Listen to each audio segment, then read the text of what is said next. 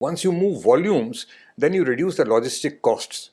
Once you reduce the logistic costs, you also reduce the greenhouse gas emissions. And we will have Galefu. Once Galefu is connected to Kokrajhar, it is connected to the entire Indian Railways network and to the ports, to the markets. When a container ship and had got stuck up in Suez Canal, and for about 6 days Suez Canal, there no traffic was passing, and billions of dollars of losses took place in the global trade. In fact, whether they are Indian Railways projects or they are projects, transcontinental projects or intra-regional connectivity projects, it is only that the government is in picture in terms of deciding. The work in any case is getting done by the private sector.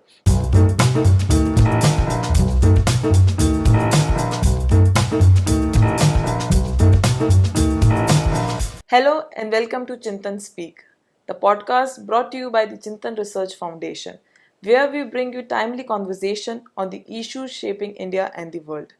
I'm your host Himani Agrawal, a research analyst with the Center for Economy and Trade. Today's episode is a deep dive into the sector that has historically tied nations, economies, and even freedom movement, that is, the rail connectivity. Our guest today is someone who needs a little introduction in the space of policy and infrastructure. We are honored to welcome you, Mr. M. Jamshed, Distinguished Fellow at Chintan Research Foundation, former member of Traffic Railway Board and ex-officio secretary to the Government of India. Sir, welcome to Chintan Speaks. It's a privilege to have you here. Thank you so much, Himani, for having me at Chintan Speaks, the podcast, and especially on a subject of economic integration through rail connectivity. I mean, a subject that has been my favorite subject, not only as a professional, as member traffic of the Railway Board, but also academically. Thank you. So normally when we talk about the current discourse where the digital economy and the focus is mostly revolving around that, the physical infrastructure, that especially the railways, still become the underpin for the economy and for the trade. So in the context of the global interdependence and the India's trade diversification efforts, how relevant are the transport corridors, especially with the rail corridors? Yeah, that's a very pertinent question because today all over the world, globally, there's a kind of a search is on for finding alternate economic corridors. And when we talk about economic corridor, this is not exactly a particular mode which we are talking about. We are not talking about the road corridor or a rail corridor or a shipping corridor, but we are also talking about the multimodal corridors. And especially if you look at the global trade and the economies, they are so interdependent on the global trade and the world trade, and 80% of that moves by shipping routes. Only about 15% by roads, and just about 5 to 10% is by railways. And especially on those continents where the railway networks are very robust and can take, like Europe for that matter, or transcontinental America. In Asia also, there are some very, very interesting developments that are taking place in terms of the rail connectivity. And we find that for global trade, if you have to really shift from shipping routes, because they have certain kind of a choke points, and the entire global trade takes place with the passing through just about 6 choke points, which are Suez Canal and the Panama Canal and Bab el-Mandab and the Malacca Strait and the like. And therefore, once you come on all land bridging or land bridging or multimodal corridors or the railway corridors, because railway moves volumes. Once you move volumes, then you reduce the logistic costs. Once you reduce the logistic costs, you also reduce the greenhouse gas emissions significantly. I mean, you cannot possibly have 300 odd trucks carrying coal from the mines to the powerhouses, whereas one train load alone would be sufficient, one train rake, and moving with much lesser pollution. So therefore, these corridors have become very significant, and of late we have seen a large number of such projects are being conceived, envisaged, being constructed, and even being commissioned. So we'll talk about that later. Yeah. So, sir, as you talked about that the robust railway network, India is one of the nations with have a robust and the interconnected railway network. And given the situation in the overall South Asia what we talk about, If we take the northern borders of India, for example, countries like Nepal and Bhutan, they are the landlocked nations. So, how that India's robust rail network and its interconnectedness can actually be the connecting points for the countries which are landlocked to the port and to the overall trade we are talking about. How can the India can actually do that? Your our neighbors in the north, Nepal and Bhutan, and which are landlocked countries.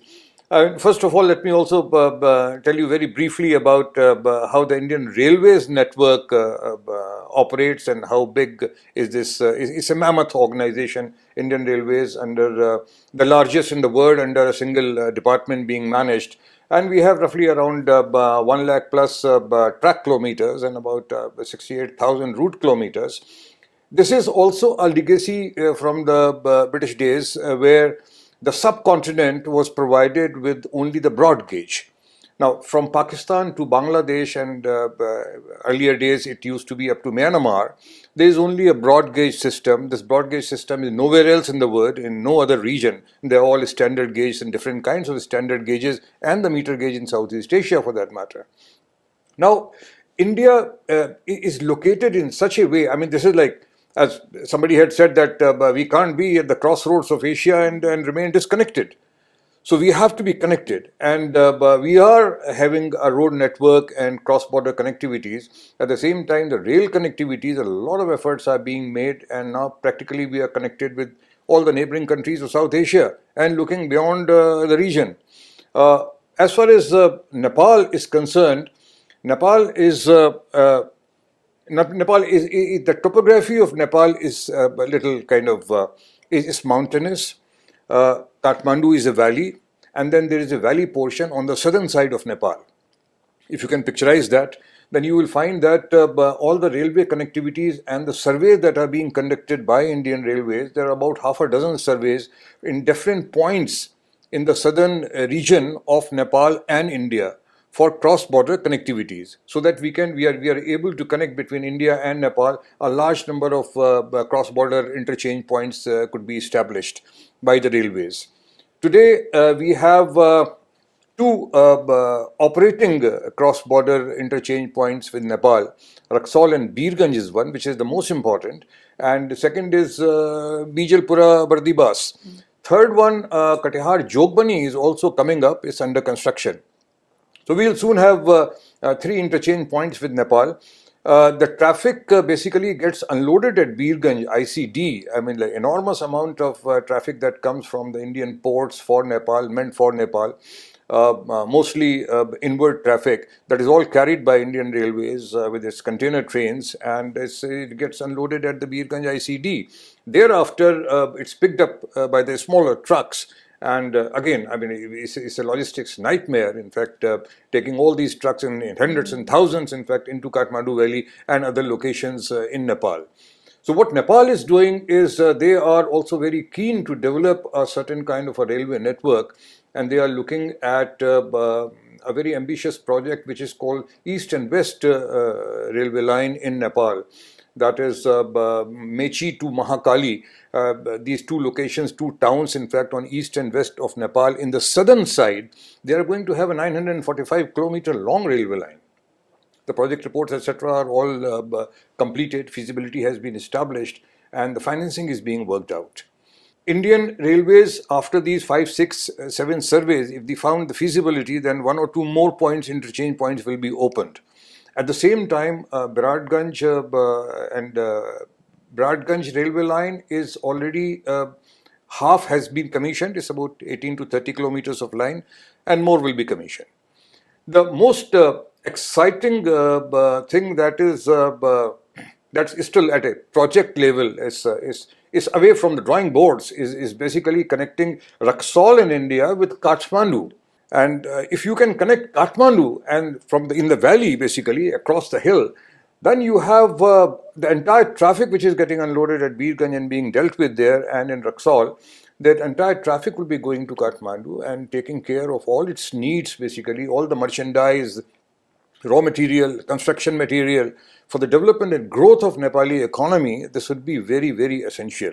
And they will be also they'll get rid of those small trucks, in fact, which are carrying all these commodities in piecemeal manner. Now, this is a 140 kilometer long, it would be a 140 kilometer long railway line, and alongside the alignment has been given in such a way that it is alongside the river which goes into the Kathmandu Valley, and therefore not much elevation. A project that is doable. I think a tentative cost that has been worked out. I mean, the report has been submitted by Indian Railways. I think the Konkan Railway Corporation did that work, and it has been given to MEA. And now I think between the two governments, the discussion is on how to take it forward. And because finances in any case are very, very significant, 24,000 crores. At the same time, Nepal is also looking at having a connectivity in its north. When you look at Nepal, you will find that in the north it's all Himalayan ranges. And in Himalayan ranges, you have from Kathmandu to Gairong, which is a border with China, Nepal and China border in the north, is just about 120 kilometers. From Gairong, there are plans, and China and Nepal, they have already agreed to take the railway line into Kathmandu, and this is basically the extension of the Tibet railway line. It comes up to Lhasa, and beyond Lhasa also around, I think, 300 kilometers. They have come up to a place called Shigaste. From Shigaste to Gairong would be around 500 kilometers, which is a missing link. Once they come there, the 120 kilometers coming from Gairong to Kathmandu is very simple. So how is the terrain over there? How is the terrain? Terrain on that side, in any case, they have already come up to the highest elevation, taking this line into Lhasa. That is the Tibet railway line. Permafrost conditions, 15,000 feet height. They have already constructed that. Now further on, this will be circuiting around the Mount Everest from the northern side and come up to Gairong. So that plan of Chinese Railways is already on, and they have started working. Feasibility report is about to be submitted. Now it has to be seen, I mean, geopolitically or from the point of view of the international relations, I mean, like, who goes first? I mean, like, we agree to have this line, and then obviously Kathmandu, Nepal would be looking at a mechanism, a financing mechanism which suits their national interest, and so is the case with India and China. So this is about Nepal. You also asked me about Bhutan, the landlocked. So as I said, Nepal is already connected, and the traffic, it already has access to Indian ports and markets and manufacturing areas. As far as Bhutan is concerned, Bhutan has remained landlocked for a long period of time. And not much traffic was coming and going, but then whatever was coming and going was all by the road transporters, and again the limitations of the kind of trucks that could move into the hilly areas.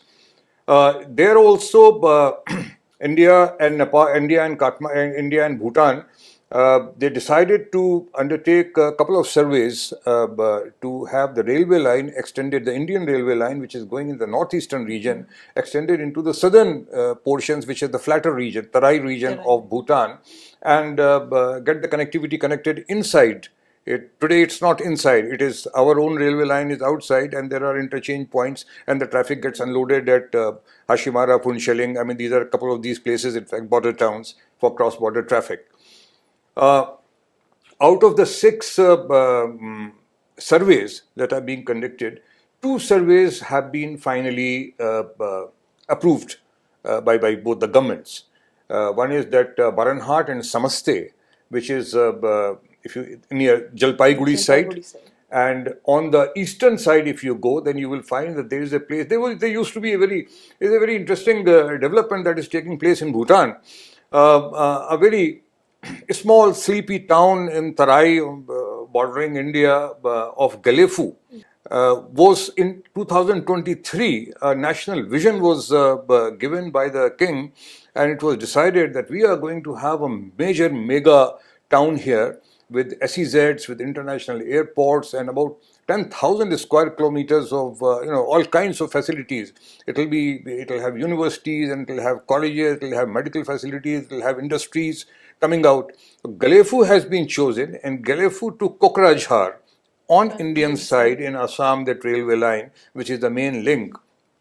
Kokrajhar station and Galefu is roughly around 58 kilometers.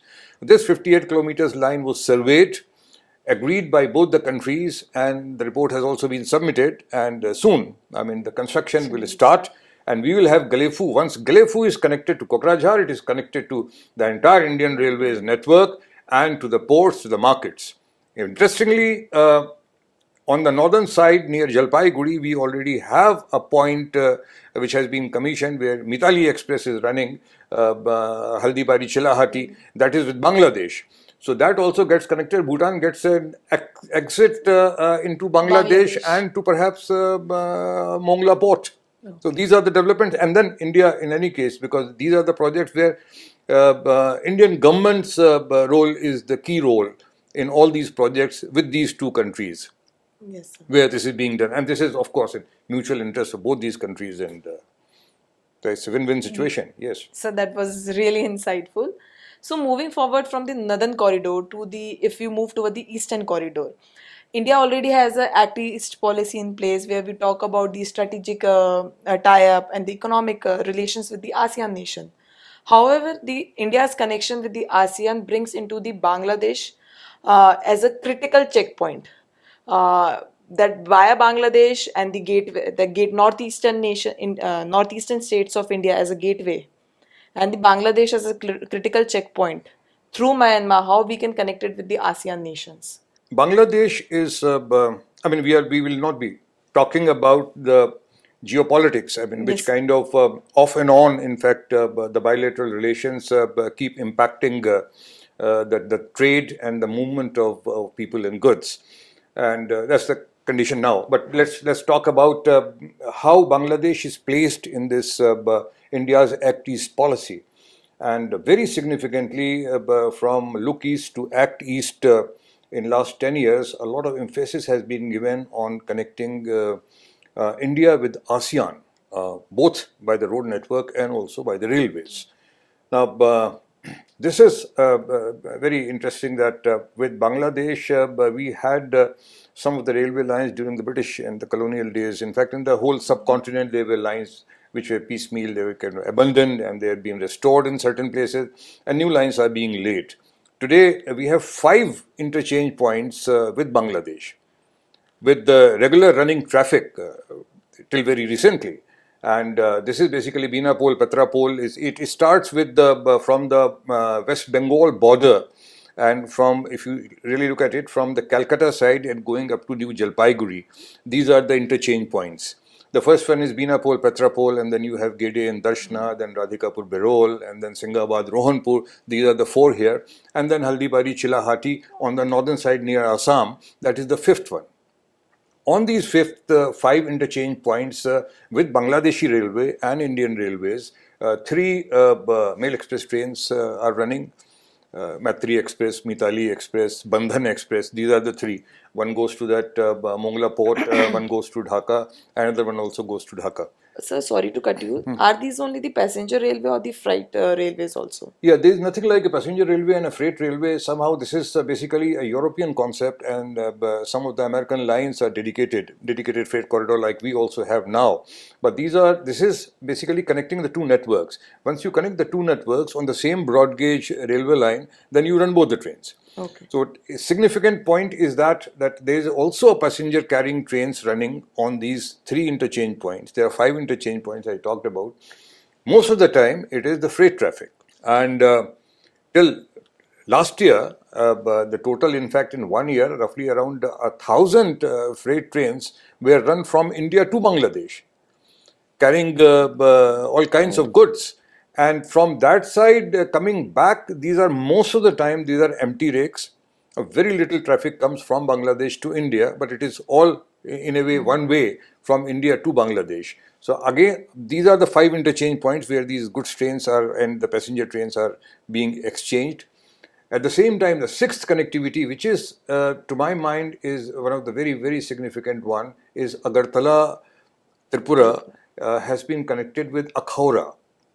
Agartala and Akhora is just about 12 kilometers. Akhora is in Bangladesh, Agartala is the capital.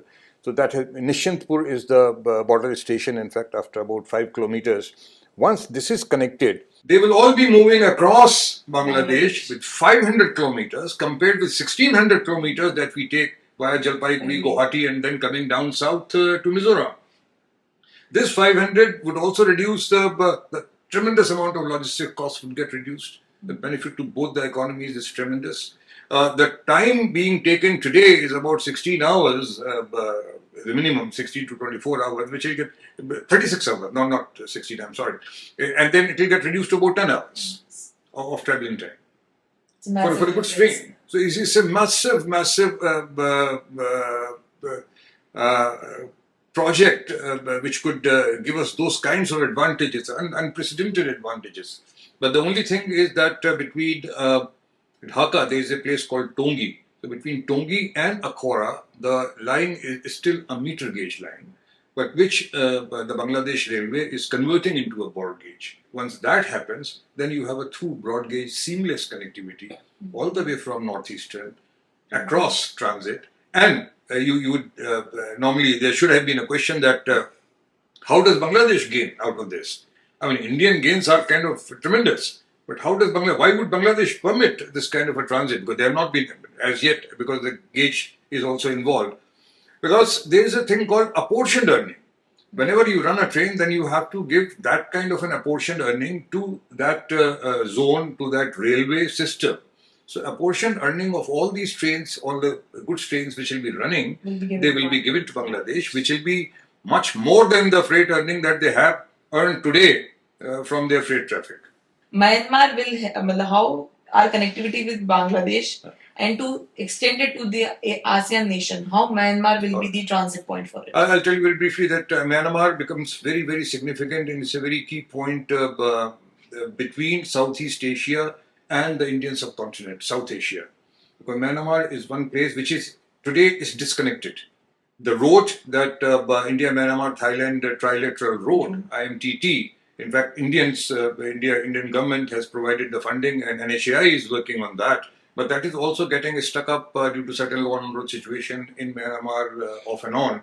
Not yet completed, but it's likely to be completed. But as far as the railway linkages are concerned, we are already moving ahead with linking Imphal now.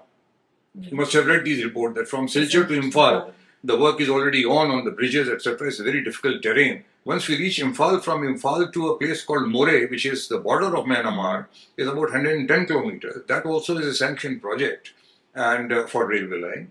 And from More to Tamu, which is 5 kilometers inside Myanmar, the interchange point. And from Tamu to Kalai is another 125 kilometers, which is the missing link.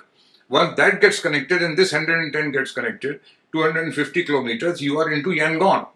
Now, Myanmar has to decide whether from Yangon to Dawei port in the south, they have already gone with the railway line, but from Dawei port into Bangkok, into Thailand, connecting Bangkok, is another about 160 kilometers that between Thailand and Myanmar is under discussion with ASEAN. Once that happens, you will have a seamless connectivity all the way into Singapore from this side, from India. Sir, we have talked about our Nepal, Bhutan, we have talked about Bangladesh. When coming to the Sri Lanka is altogether different. It's an island nation, and India has a historical tie-up in terms of culture, in terms of economy. But because it's an island nation, how do you think the real connectivity in terms of railway infrastructure can take place there? Yeah, I mean, it looks a little kind of interesting that when anybody talks about that railway connectivity to the South Asia, connecting all the countries, and Sri Lanka is also there, a very significant partner of India, and economically and otherwise they have linkages. Well, there used to be, if we really read the history, there's a thing called dark mail. Okay. DAK mail, dark mail. Dark mail, okay. The dark mail was a train, in fact, that was from Colombo to Chennai. Okay. Now, they used to come from Colombo to Talaimannar in the north, and from there will be ferry crossings, and then to Dhanushkodi, and from Dhanushkodi picking up the train again, and then going to Chennai. In fact, there used to be a reserved compartment for the monks who were traveling to Bodh Gaya and other places in that train. But that in 1914, when the Pamban Bridge, the lifting bridge, in fact, with this gates, was being constructed across the Park Street. After 110 years, in fact, very recently, last year, Prime Minister of India was there to inaugurate the new bridge, which has replaced the old one with the gates. Instead of gates, now this is the lifting bridge. Across that, Rameshwaram is connected. with that new bridge very well. It was already connected, but the bridge has also been replaced. So we are already there up to Rameshwaram. Now, if you really look at, not hypothetically, but also from the point of view of whether this is a doable proposition or not, well, it is doable. And it has been thought many a times, in fact, historically. And now also both the governments have shown interest, and I'm sure that very soon there will be a feasibility study. What is required to be done to connect by rail all the way seamless is that up to Rameshwaram, Indian Railway exists. On the same island, after 17 kilometers, there is a location called Dhanushkodi. Now, this line used to be there up to Dhanushkodi, but Rameshwaram Dhanushkodi got washed away in one of the floods. This 17 kilometers has to be restored, and this is a sanctioned project of the Indian Railways. You will be further closer. After that, you have what is called the Ram Setu, the Adams Bridge, in fact, the shallower portion of the sea. And just about 23 kilometers from Dhanushkodi is Talai Mannar. Yes, sir. And you can certainly have a bridge, a rail-cum-road bridge, in fact, going across and connecting Sri Lanka with that. Your Pak state remains free for shipping and trading and all kinds of things. That doesn't get impacted because of this bridge, yeah. And then there will be a through rail connectivity. Indian Railways is doing a lot of work. 9 years back also Talai Mannar station and the last line Talai Mannar Medavachia was opened by the Prime Minister, our Indian Prime Minister, when he visited there. This time also he inaugurated a couple of works of restoration of the railway lines and also the Pamban Bridge here with Sri Lanka and India. I recall that when the tsunami had taken a very heavy toll and the southern railway lines of Sri Lankan railways had got all washed away. And I led a mission from India with MEA and others, and then we had gone there to make an assessment. And we made an assessment, and then the railway line from Colombo to Galle and Matara, this was restored by Indian Railways. So IRCON is doing a lot of work there. It's a very doable thing, and we may be looking at a seamless rail connectivity with Sri Lanka in future. So most of this, I don't think so. We read easily on newspaper the amount of job that Indian Railway is doing. Yeah, that's right. That's right. Yes, tremendous in all the countries and also globally. So, sir, now moving towards our western corridor, we had the historical linkages, the railway linkages from Pakistan to Afghanistan and covering to the West Asia. So, but the operations, as we know, has been in the past was recently has been not working anymore. So, how do you think that India's connectivity to the Afghanistan and the West Asia will be possible? Will there be operational of another line or something like that on the same lines? Due to the physicality of the whole thing, we have to be. I mean, beyond the politics is the physical. Physical, yes. Now, physicality is that in the South Asia, the continent, as I said, it was already connected, and it has the lines have been restored, new connections have been established. And this also happened with Pakistan. And we developed two interchange points. One is Wagah and Atari, which is basically between Amritsar and Lahore, and a very short link. And second one was opened a couple of years back, and that is Munabao Khokhrapar. Munabao Khokhrapar is when you take the railway line from Jodhpur, you go to the Pakistan border, Munabao and Khokhrapar in Pakistan. Munabao Khokhrapar is the interchange point. And that line in Pakistani railway goes to a place called Hyderabad in Pakistan, on that main line between Lahore and Karachi. Now, up to Hyderabad. So once you were connected there, and the trains were in 2019 onwards, I think that the traffic is suspended between both the countries. And two railway lines already connected with Pakistan railway line. So once you do that, in fact, Pakistan has already undertaken 2-3 demo runs of running container trains from Pakistan Railways to Istanbul. So that gives you an indication that it is already connected up to Istanbul. Now I'll take you through that railway route. Is basically that when you come to Hyderabad and on the Pakistani railway side. As I was telling you that all land routes, basically they all emanate from a concept called the Trans-Asian Railways. I'll tell you later about it, but the Trans-Asian Railways also had identified certain routes which are kind of all land routes, railways, seamless. Only with couple of places there would be gauge change issue, otherwise they will be through connectivity. One of the routes was from Istanbul to Dhaka and then to Southeast Asia. This is an identified route of the Trans-Asian Railways. Now this passes through India, Bangladesh, India, then Pakistan. Already two interchange points are there. And then from a place called Kohet Aftan to Zahedan, that's the border point of Iran and Pakistan. And there's a gauge change issue involved because Iran has a different standard gauge. And then all the way via Tehran into Turkey and in Istanbul, and from Istanbul it is all connected via Bulgaria into Europe. So that connectivity is already there, and the trains can be run today. Except there is a bit of an issue in Turkey. When from Iran side, if we travel to Turkey, there is a place called Tatwan, which is Lake Tatwan. It's about 200 kilometers lake, and the trains have to stop there, and these coaches are loaded onto the ferries. They cross the lake, and then they are again connected in a train, and then they travel to Ankara and Istanbul. But in the north, they have connected with Central Asia. So this is already there. Now we are talking about on the west. You talked about IMAC. IMAC is something. It's a brilliant idea, and this will certainly change the geoeconomics and geopolitics of this whole region, and will really benefit a large number of countries. This is the broader concept is about connecting Western Indian ports with European ports. And how do you do that?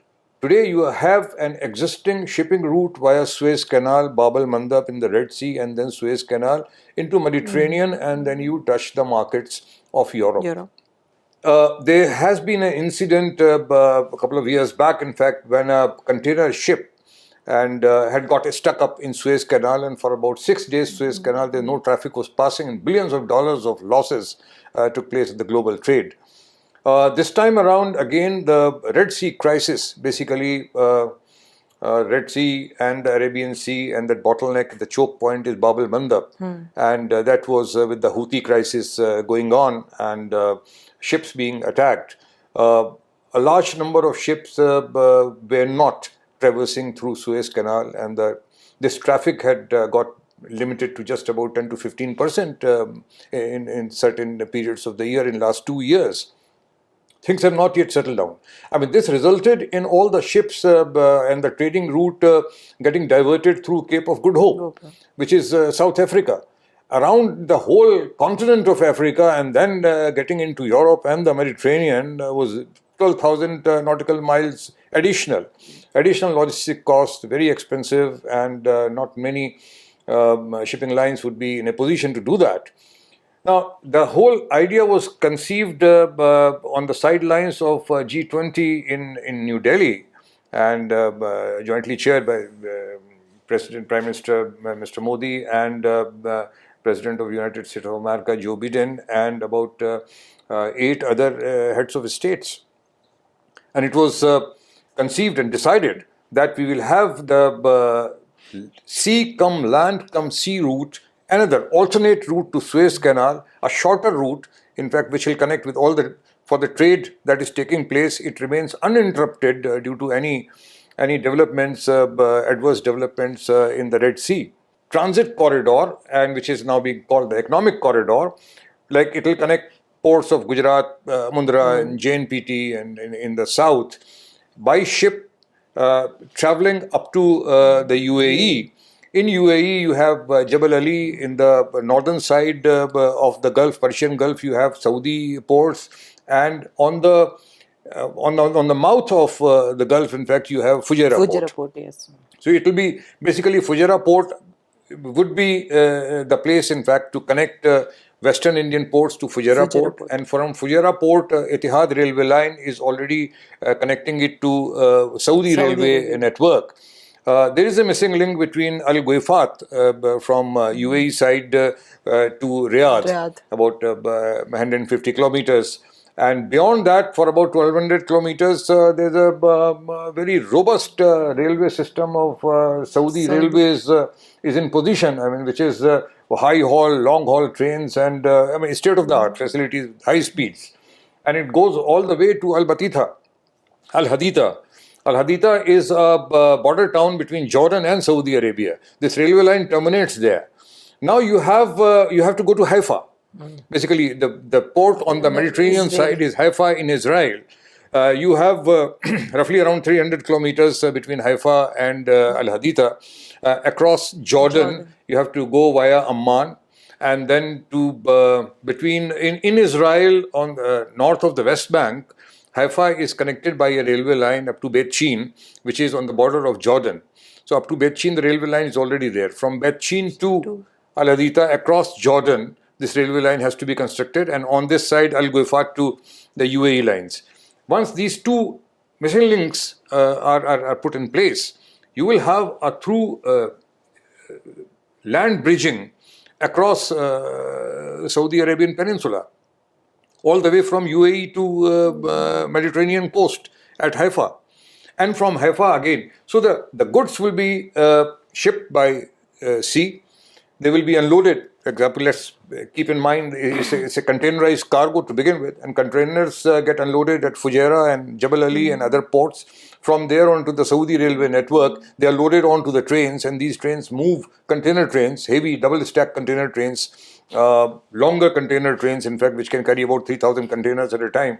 And then they reach Haifa port, get unloaded there in Haifa port yards, and then loaded into the ships for Marseilles and for Rome and for Paris, all kinds of ports there in the Mediterranean for onward connectivity, which is already well established in Europe, taking them to the markets.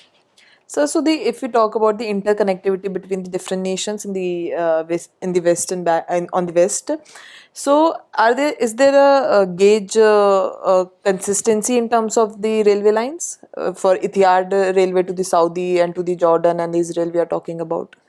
I think more than the gauge consistency, you will be leading that political consistency, geopolitical, basically, because the gauge, in any case, on the Saudi Arabian Peninsula between Etihad and the Saudi Arab Railways, and the new track that will be laid in Jordan and Israel, they are the same, basically standard gauge. As I said, beyond the subcontinent, it's all a standard gauge. So that will not be an issue at all. The issue would be whether Jordan finally agrees and Saudi Arabia to kind of restart the work on this project, and for that perhaps there's Abraham Accord or something. They need to sign that. Thank you, sir. The way you have covered most of the topics in the neighborhood.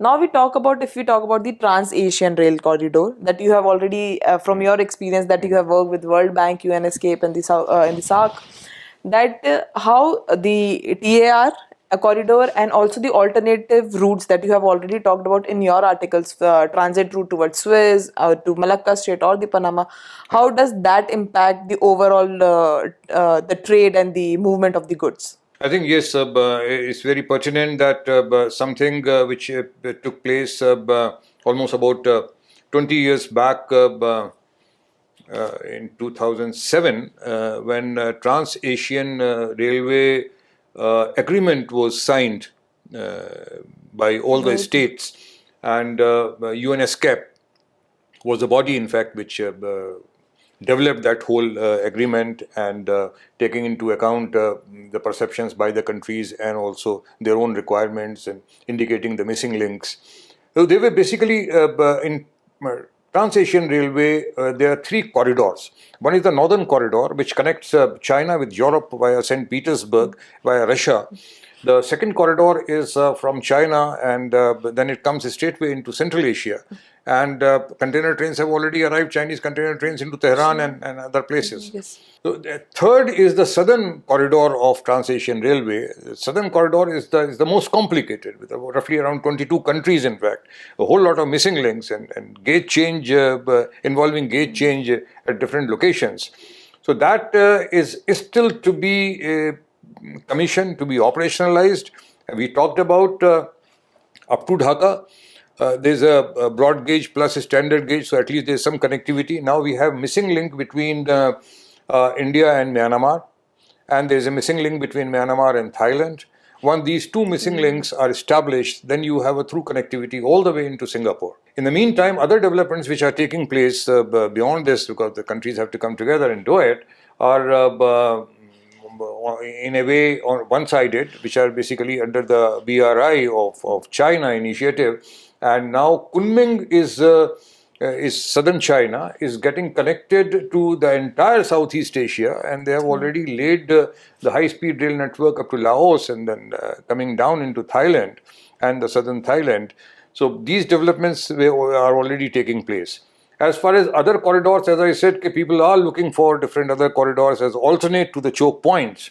One is Suez. We have talked about IMAC is an alternative to the Suez. There is another corridor which is there, which is called that Trans-Caspian corridor, which is Central Asia into Europe. Across Caspian, the rail come sea. And another corridor that is very interesting, in fact, is Panama Canal. Panama Canal of late is having problems in view of the drought, because the Panama Canal, the locks have to be operational only with certain level of water that comes and is filled in the canal. Recently, there was a problem, and the traffic got restricted to just about 50% of the normal traffic, and this is a very crucial canal connecting Pacific and the Atlantic. So what is happening is the nearby countries, the neighboring countries, I mean, everybody is started looking at these kinds of things. Mexico has started developing a rail bridging on the southernmost point of Mexico, which is just about 100 kilometers, 2 deep sea ports on both the sides, and a rail and the road connectivity, so that ships from the Pacific Atlantic side can come in, unload their cargo, and then again backload and take it to the western side of United States of America. Another interesting development that I wrote about also was TRIP. Yes, sir. It is that Trump Route for International Peace and Prosperity Corridor, TRIPP. I mean, this is one which is as an outcome of the peace agreement that the US president got done between Azerbaijan and Armenia. Now, between Armenia and Azerbaijan, there was this corridor, Zengyor corridor earlier it was called.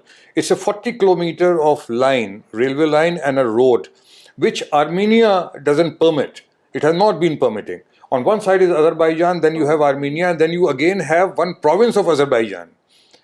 So this trip will be connecting that other province on the western side, which is connected to Turkey and to Europe.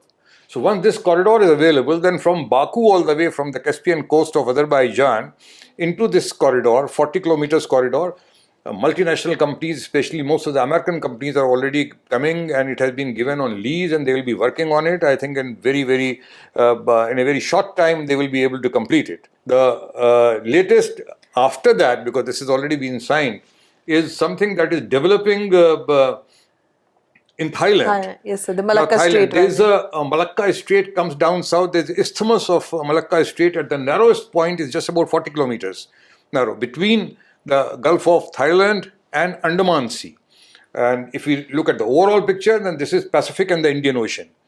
So Malacca Strait, which is already kind of getting choked now and carries almost 80% of the traffic and mostly oil through Malacca Strait.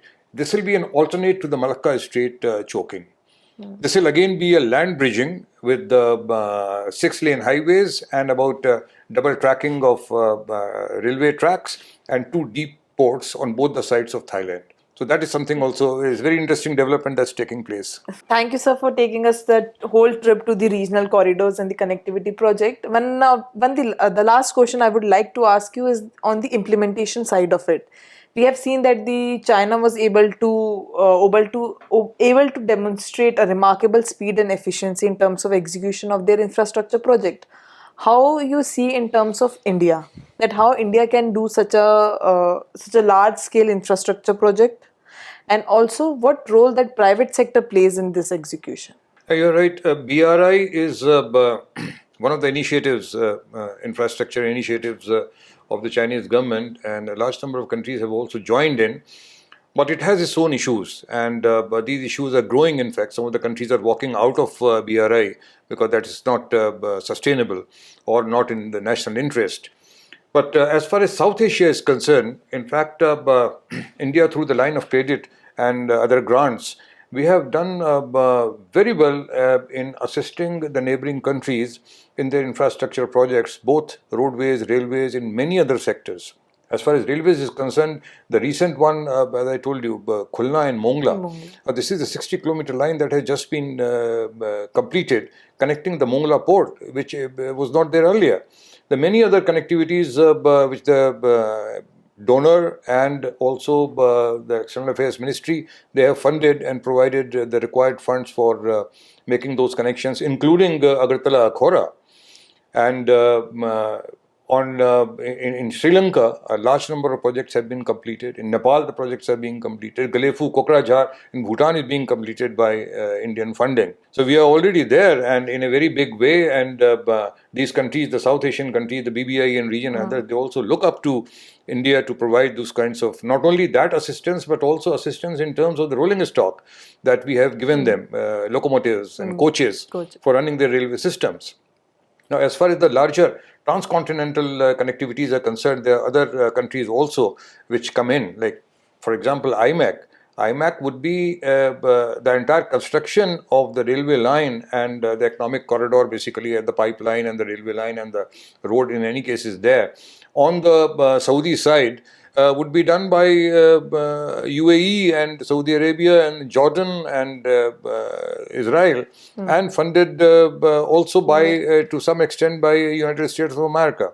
In these projects, infrastructure projects, and especially the railway projects, because they are so environment friendly and they're so good, and logistic costs get reduced. Therefore, the MFIs also, multilateral financial institutions like the ADB and the World Bank, are also doing very well. In fact, they are in practically every country, and they are financing these projects. In India also, you have seen that World Bank had financed the dedicated freight corridor. JICA, with the Japanese assistance, we are getting the high-speed railway network.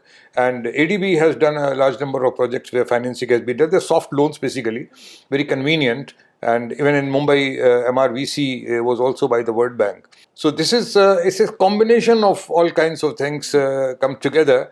And then that's the best way of doing it also, instead of only one country dealing with it, certain kind of terms and conditions which are very difficult for the countries to follow.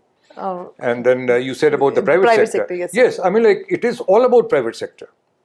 All these projects today, in fact, whether they are Indian Railways projects or they are projects, transcontinental projects or intra-regional connectivity projects, it is only that the government is in picture in terms of deciding and bringing the two countries together, the sovereign guarantees, providing the financing.